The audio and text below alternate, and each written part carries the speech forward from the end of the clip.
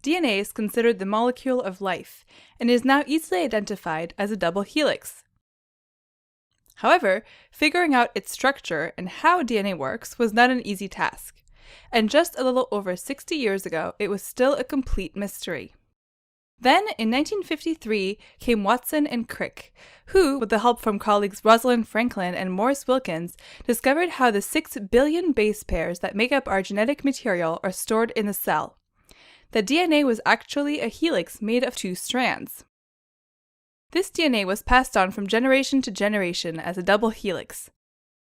Specific DNA bases, which we call A-adenine, T-thymine, G-guanine, and C-cytosine, are found on both strands and pair with each other in a conserved way. A pairs with T and G pairs with C. Our DNA is made up of these 4 bases in a variety of different orders that code for all of life. This is an amazing fact. These 4 bases are the sole building blocks for our 6 billion bases genetic code, which defines our identity as humans and as individuals, our height, hair color, disease susceptibility, and much, much more. Discovering the structure of DNA was a very important first step to understanding how this seemingly simple molecule controls all of life. However, one important question lingered. When a cell divides, the daughter cell will have the same DNA sequence as the parental cell. So how does this happen? How does one cell produce a second cell with the same exact DNA sequence? In other words, how does DNA replicate? This is a fundamental question that is the basis of life. We all come from a single cell that will produce an entire organism with trillions of cells that all have the exact same DNA sequence. And we are able to have children that share our DNA because our eggs and sperm carry our DNA sequence.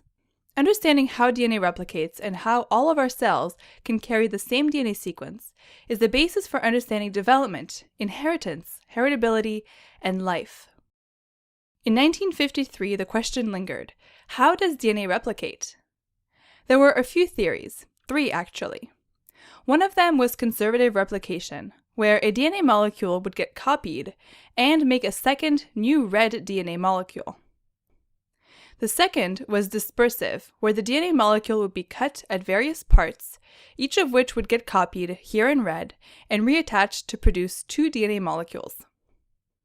And the third was semi-conservative, where 2 DNA strands would separate, and each one would serve as a template to copy a second red strand, thus producing 2 DNA molecules. But which one was it? Many scientists did not believe that 2 DNA strands could separate because of how strong a DNA molecule is, so they were skeptical of the semi-conservative model. The only way to solve this was to create an experiment, to tell the new DNA strand from the old one. So 2 scientists, Matthew Meselson and Franklin Stahl, had an idea to design an experiment that would be known as the most beautiful experiment in biology. Their findings are published in their article titled The Replication of DNA in E. coli, published in May 1958 in the Proceedings of National Academy of Sciences. These scientists used bacteria to answer the question of DNA replication, since it could be easily grown in the laboratory.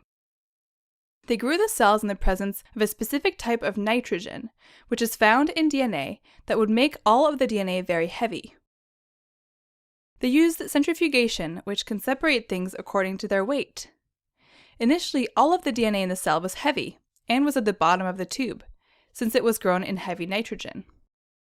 Then they started growing these cells in the presence of light nitrogen, so all of the DNA made in subsequent cell divisions would be lighter. After one cell division, the DNA was half as heavy, so half of the DNA molecule contained heavy nitrogen and the other half didn't. This is not in line with the conservative DNA replication model, which would predict that one molecule would be all light and the other all heavy. However, this is in line with the semi-conservative or the dispersive model. After 2 cell divisions, the DNA molecule was now either half heavy and half light, or entirely light.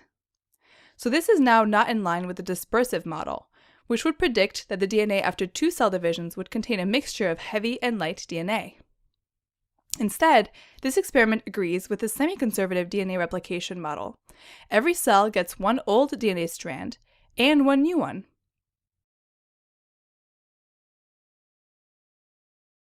By discovering that two strands of DNA can separate and provide the template for the production of two new strands, Meselson and Stahl revolutionized genetics. Scientists were very skeptical that this was even possible, but Meselson and Stahl proved it with a beautifully designed experiment. They also went on to show that heating DNA can cause the DNA strands to separate. This simple concept is the basis for an important technique we frequently use in the laboratory called polymerase chain reaction, which is used in genetic testing, forensics, and paternity tests. Meselson and Stahl identified the fundamental process by which our DNA gets passed on from cell to cell. This is the basis for inheritance and an essential part of our development from a single cell to a complete organism that maintains the same DNA sequence in all of its cells. This exciting finding opened up many new doors and research avenues. Because DNA is the command center of the cell, we could now study how DNA gives orders for the cell to follow. What controls the ability of DNA to make protein? How does one cell know it's a heart cell and another cell know it's a liver cell if they all have the same DNA? Now, DNA wasn't just a static double helix. It was a molecule that was animated. It could make more of itself. It could instruct a cell to behave a certain way. All of the secrets of biology were ready to be answered. Today, we understand many of these questions. We know that the process of DNA replication is very complex, with many proteins coming together to make this happen, as well as proofreading and repair mechanisms to make sure that DNA is properly copied. We can even produce a heart cell from a skin cell. We know what controls cell division and how we can stop or accelerate it. We know what sorts of things can cause mutations or changes in the DNA sequence, and how that influences cell behavior, such as in cancer. It's amazing now to look back at this very fundamental finding, that DNA replicates in a semi-conservative manner, and see how it has revolutionized biology and our appreciation for DNA. This video has been provided to you by Eureka Science and iBiology, bringing the world's best biology to you.